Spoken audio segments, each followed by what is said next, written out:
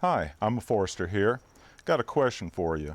What would you get if you married the Chris Reeve large Sebenza with a smaller knife in the Chris Reeve family, the Menundi? Well, to a lot of you, the first answer that might come to mind is the small Sebenza, just a smaller version of the large Sebenza.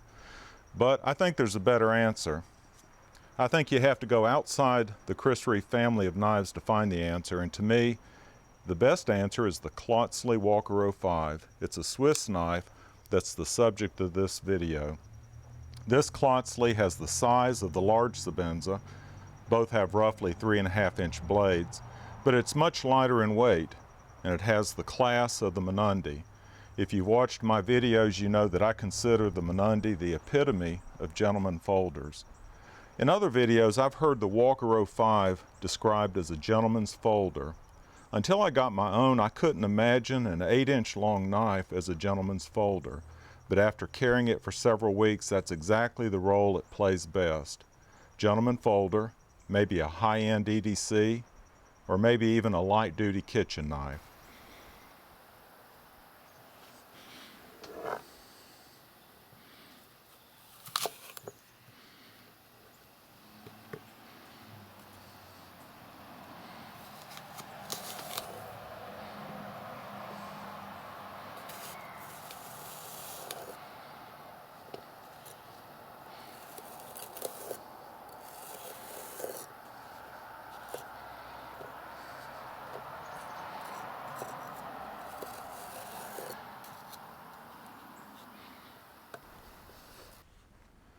This is a Michael Walker design knife. I had the privilege of communicating with H.B. Klotzli while preparing for this video. He said that Michael Walker was his teacher, and he greatly influenced the design of modern Klotzli knives. I think it speaks well for Mr. Klotzli that he is still learning and incorporating modern technology into his knives, although he's a fifth-generation knife maker. His ancestor Johann Klotzli first began making knives back in 1835. That's 178 years ago. I was attracted to this Walker 05 because it's a full-size knife that I thought was similar to this large Sebenza. Now the blade lengths are similar, but other dimensions are very different.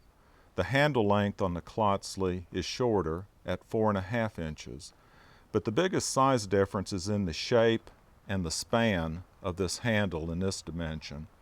The handle averages around 3/4 of an inch in height on the Klotzli, and overall I think it makes it look less imposing than the Sebenza handle. Let me remove the Sebenza and let's look at more detail at the Klotzli. I think the most notable feature of Klotzli knives, in my opinion, is their ease of opening. This has the Walker liner lock, and it's the easiest operating knife I own other than my Benchmade 940. I don't know the secret to why it operates so easily, but it may be due to the pivot bushings. Now you won't be able to see them, but they appear to be white synthetic bushings. I would guess nylon. In any case, the knife opens so easily that it's able to have the smallest thumb stud of any knife I've seen. Now it's not a dual thumb stud, but this is very tiny, very dainty, and it's attached by a screw on the back. The knife can also be opened by an alternative method, and that's the use of the back of this thumb ramp. I'm not as skilled in opening it that way, but it can be done, and with practice it can even be flicked open, even with the thumb stud or the back of the thumb ramp. I prefer not to open it that way. But the operation of the knife is at the heart of its design. H.P. Klotzli said in an email to me that he wanted it to be a knife you would just like to play with, open and close it just for fun, to hear the fine click when the blade locks in.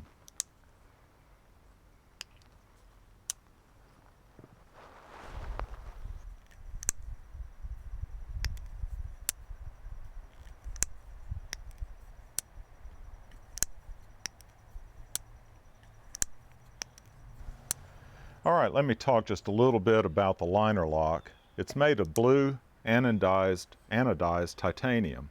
That's a tongue twister. When it came out of the box, it had extremely early lockup. Now, after several weeks of use, I would say 40 to 50% of the titanium lock bar is engaged. I asked Mr. Klotzli about the use of titanium for the lock bar, and he replied that he thought titanium was a better material for the lock bar than steel because it sticks a bit to the steel of the blade, and it does a much better job of holding the blade in place. He said it will wear in, but the geometry of the blade and the liner will prevent sticking and any other problems. Klotzli uses two different types of titanium. He uses commercially pure titanium for the handles, and then 6A L4V titanium for the liner. Now the titanium of the handle has two different types of finish. There's a smoother finish for the main part of the handle, but then there's also a darker finish on the edges, on top and on bottom down here. And I think it makes for a nice contrast. Also, the finish that they put on the edges up here has a texture, and I think that aids in gripping the knife. Of course, I do want to talk about the wood inserts, being a forester. These are called redwood by Klotzli, and I thought that at first that this was sequoia, which is called redwood. It's a western U.S. species known for having the tallest trees in the world. Mr. Klotzli cleared this up for me. This redwood refers to the color treatment that's given to stabilize the curly maple burl that's used for the scales. I'll give you a shot of both sides. Being a burl, this has a lot of character to the wood. Let's look at the blade next. It's a modified Wharncliffe blade. It has a high hollow ground. I'll rotate the knife and you can see that grind. It's made of ATS 34 steel. Now on one side it says Klotzli Collection.